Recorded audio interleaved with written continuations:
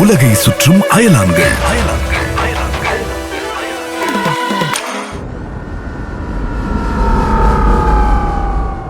Speaker, சும்மா சும்மா என்ன கலாச்சிட்டே இருக்காத.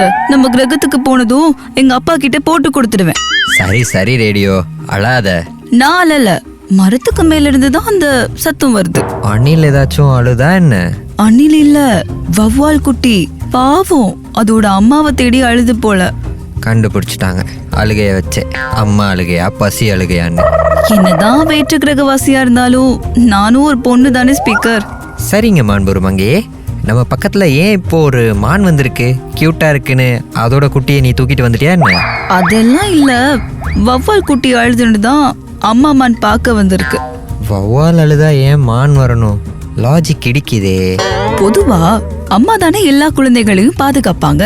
அதே மாதிரிதான் பாலூட்டி இனத்தை சேர்ந்த அம்மாக்கள் வேற ஏதாச்சும் குழந்தைகள் அழுதா கவலைப்படும். இடத்தை தாண்டியதுதான் இந்த தாய்மை உணர்வு. இருந்தாலும் மானுக்கு தெரியாதா என்ன அழுறது அதோட குழந்தையா இல்லையான்னு? தெரியும்.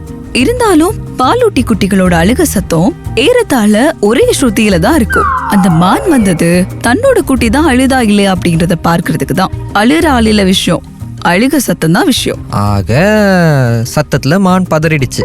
சரி, மானே இப்படி செய்துன்னு தெரிஞ்சுக்க மற்றைய பாலூட்டி குட்டிகளோட சத்தத்தை போட்டு காட்டியிருக்காங்க. மான் ஓடி வந்திருக்கு. ஆனா பறவைகள் கத்துறதையோ மற்ற சத்தங்களை கேட்டோ மான்கள் ஓடி வரல. இதுல இருந்து என்ன தெரியுது?